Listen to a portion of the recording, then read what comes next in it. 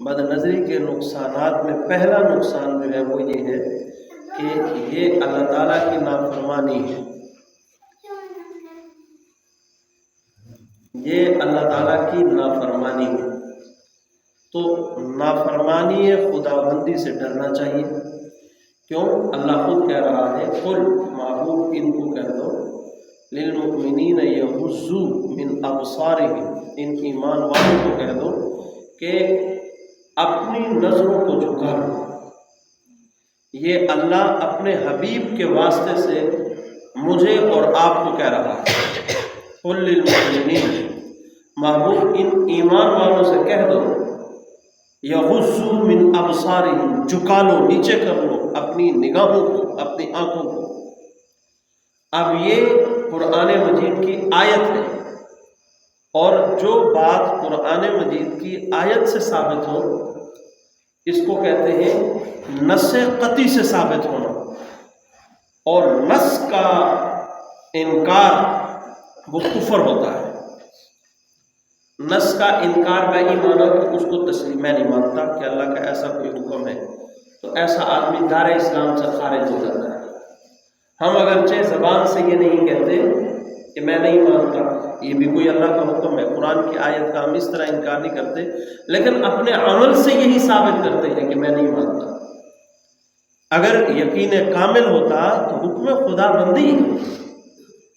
فرما بردار شاگرد اپنے استاد کی نافرمانی نہیں کرتا، اسباق کرنے والا سالک مرید اپنے شیخ کی مخالفت نہیں کرتا، تو ایک مسلمان کلمہ کو ایمان لانے والا بھلا اللہ تعالیٰ کی مخالفت کس طرح کر سکتا ہے؟ اور جب نص سے حکم امر کا ہو، یغضوا یہ امر کا صیغہ ہے، جھکاؤ تم یہ امر حکم ہے اللہ تعالیٰ کی طرف سے، یغضوا جب حکم امر سے اللہ تعالیٰ دے تو پھر وہ حکم واجب ہوتا ہے۔ تو یہ اللہ تعالیٰ نے ہمارے پر فرض اور واجب کر دیا کہ اپنی نظروں کو جھکا کر رکھو، اپنی نظروں کو بے لگام استعمال نہ کرو۔ لہذا پہلا بد نظری کا نقصان یہ ہے کہ جو آدمی بد نگاہی اور بد نظری کے گناہ میں مبتلا ہے وہ اللہ تعالیٰ کا نافرمان ہے، وہ قیامت کے دن نافرمانوں کی فہرست میں اٹھایا جائے گا۔ اس کا شمار قیامت کے دن ان لوگوں میں ہوگا جو اللہ تعالیٰ کے نافرمان ہیں اور وہ فعل حرام کا مرتکب ہے۔ جس کام کو اللہ تعالیٰ نے حرام قرار دیا اس کام کے کرنے والا یہ بندہ ہے۔ نص قرآن مجید کی نص کا مخالف ہے اور اللہ تعالیٰ کا نافرمان ہے۔ بھلا اس سے بڑی ایک مسلمان کے لیے ذلت اور کیا ہوگی کہ قیامت کے دن اس بندے کو کوئی فرشتہ کھڑا ہو کر کہہ دے کہ وہ دیکھو اللہ تعالیٰ کا نافرمان آ رہا ہے۔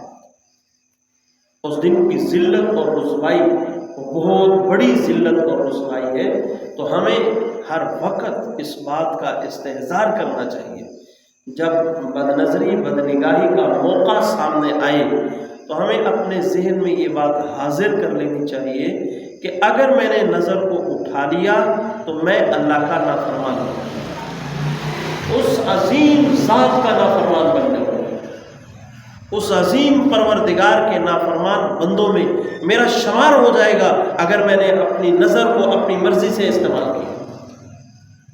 اور ایک مومن کو خوف میں لانے کے لیے اتنا کافی ہے کہ اس کو یہ استحضار ہو جائے کہ میں اللہ کا نافرمان بن رہا ہوں اس حرکت سے۔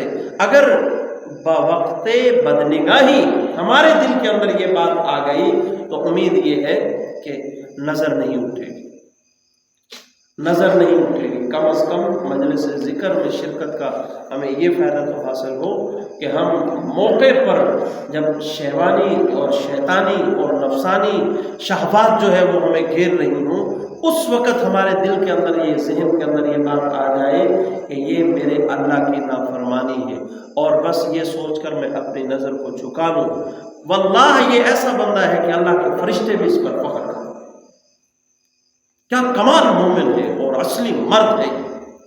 فرشتے بھی اس پہ فخر کریں گے، کیا کمال کا انسان ہے کہ میں نے بڑی کوشش کی، میں نے بڑا ورغلایا، میں نے ان دوپٹوں میں، میں نے ان نیلے پیلے کپڑوں میں وہ کشش اس کے دل کے اندر پیدا کی، لیکن پھر بھی یہ سوچ کر اس نے نظر جھکا لی کہ یہ میرے اللہ کی نافرمانی ہے۔ تو ایسے بندے کو دیکھ کر اللہ کا فرشتہ بھی یقیناً یہ کہہ اٹھے گا کہ حقیقی مرد ہے اور حقیقی مرد کا بچہ ہے۔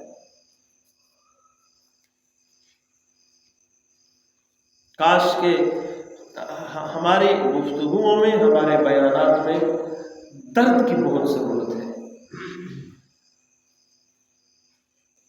تو بد نگاہی کا جب موقع ملے تو یہ سوچ لیا کرو کہ میں اللہ کے دفتروں میں، اللہ تعالیٰ کے رجسٹروں میں نافرمانوں میں لکھا جاؤں گا، مجھے نظر جھکا لینی چاہیے۔ تو پہلا نقصان یہ ہے بد نظری کا کہ وہ آدمی اللہ کا نافرمان شمار ہونے لگتا ہے۔